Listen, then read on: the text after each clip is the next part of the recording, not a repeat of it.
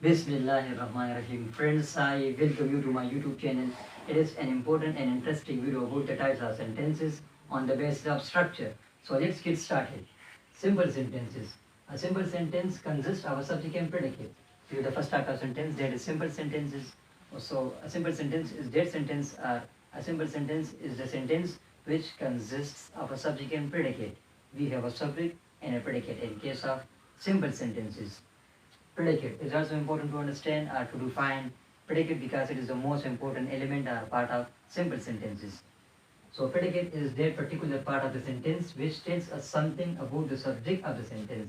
It is the part of the simple sentence which tells us something about the subject of the sentence. Or in more short and simple words, you can say that a predicate is the part of the sentence or the part of the simple sentence which gives us information or which provides us information about the subject or about the performer of the sentence. Or you can also say that it is the verb part of the sentence which indicates or which gives us information about the subject of the sentence. Then we have some examples of simple sentences. So the first example is she washes my clothes. So in this case we have subject and then the predicate. So she is the subject while washes my clothes is the predicate because it is the verb part. And more simply, it is the part of the sentence which gives us information, which provides us information about the subject, in this case she. So that is why it is called the predicate. Washes my clothes is the predicate while she is the subject of the sentence. Then with the second example, we are reciting the Holy Quran. We are reciting the Holy Quran. So we have a subject which is we and are reciting the Holy Quran, which is the predicate. So it's simple because it's the verb part which gives us information or which provides us information about the subject, in this case we. Then we have the third sentence, that is Hazrat Muhammad Sallallahu Alaihi Wasallam is the last prophet of Allah. In the third sentence we have Hazrat Muhammad Sallallahu Alaihi Wasallam is the last prophet of Allah. So in this case we have subject and then the predicate because it's a simple sentence. A simple sentence is composed or made as a result of subject and predicate. We have subject and then the predicate. So in this case we have the subject, and the subject is Hazrat Muhammad Sallallahu Alaihi Wasallam. Okay, while the predicate is the last prophet of Allah, as you see here, is the last prophet of Allah is the predicate of the sentence. So it was all about simple sentences. So simple sentence is actually the sentence which consists of a subject and predicate. Then we have complex sentence. So a complex sentence is composed of one main clause or principal clause and one subordinate clause. It is also an important part or type of sentence. A complex sentence is the part of the type of sentence which is composed or which is made or which is formed by the combination of one main clause or principal clause and one subordinate clause or dependent clause. Okay, we have two clauses, that is subordinate clause and principal clause. A principal clause can also be called independent clause, or a principal clause can also be called a main clause. So we have a main clause and then a subordinate clause. A subordinate clause can also be called a dependent clause. Okay, so we have one main clause and one dependent clause, or we have one principal clause and one subordinate clause. So a simple sentence is not very complex as the name suggests. Okay, it's very simple. We have two clauses. One is the subordinate clause while one is the main clause. So we have some examples of complex sentences. The first example is when I speak English I use grammar. When I speak English I use grammar. So in the first example we have a subordinate clause and then we have a main clause or principal clause. So it is formed or it is constructed by the combination of two clauses. And it depends upon you whether you use or you place the subordinate clause first and then the main clause. So nothing, it's simple. We have the subordinate clause and then the main clause, as you see. So you can also switch around these clauses. You can also say that I use grammar when I speak English. So it doesn't matter, but just the position of clauses, change and nothing changes. Okay, the meaning is then also clear and obvious. You can say I use grammar when I speak English. So when you want to place or add your main clause first and then the subordinate clause, It's up to you. You can also use it. It's much more better to use or to place your main clause first and then your subordinate clause. But in this position, when you want to place your subordinate clause first and then your main clause, so then you have to add or you have to place a comma in order to separate one clause from the another clause, or in order to separate subordinate clause from the main clause. Okay, as you see here. Then we have the second sentence or second example, that is, you can't improve your spellings until you practice.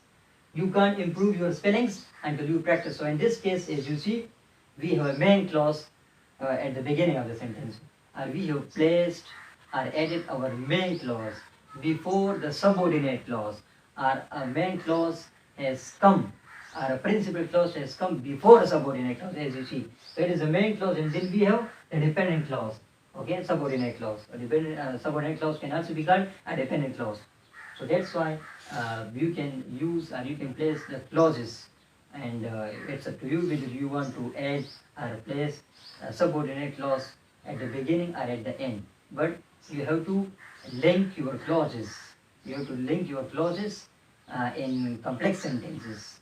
In complex sentences, you have two clauses. One is the main clause and the other is a subordinate clause. So it was all about complex sentences. Then we have compound sentences. So compound sentence may consist of two main clauses and one subordinate clause joined together by coordinating conjunctions. Okay. Then we have the third type of sentence, that is compound sentences. A compound sentence is a sentence which is composed or which is formed by the combination or by the addition of two main clauses and one subordinate clauses. Okay, we have three main clauses. We have three clauses in case of compound sentences. Two clauses are main clauses, while the rest of the clause is a subordinate clause or a dependent clause. So you can also it is not important, or it is not critically crucial to use or to place a subordinate clause in case of compound sentences. You can have two main or principal clauses in case of compound sentences, but you have to join or link them with the help of a coordinating conjunction.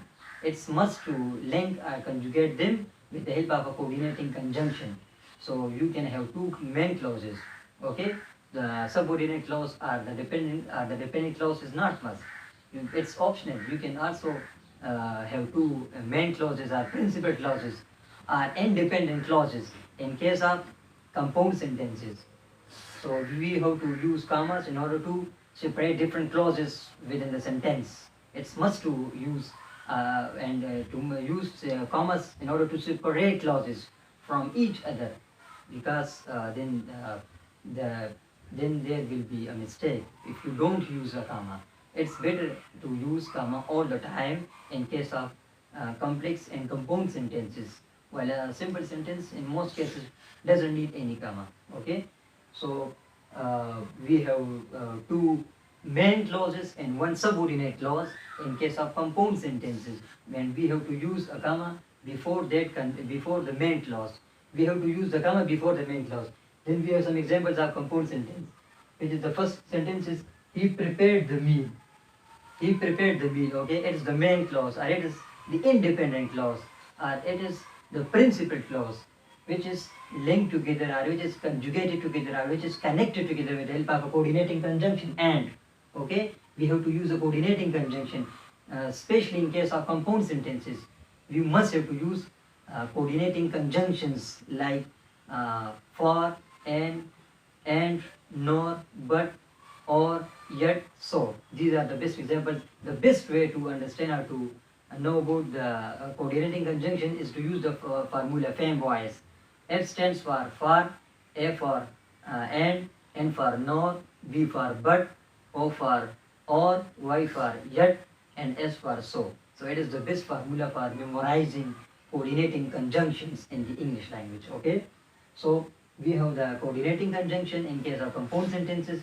We have two main clauses in the first example. He prepared the meal. It is the main clause, or it is the principal clause, or it is the independent clause. And then we have used a coordinating conjunction in order to separate one main clause from another main clause. Then we have I ate the meal. He prepared the meal and I ate the meal. So it is the best example of compound sentence, because we have two main clauses, are principal clauses that have been joined together, are connected together by a coordinating conjunction. And in your second example, that is, for you are a good teacher. For is also coordinating conjunction. It's better to memorize all the coordinating conjunctions.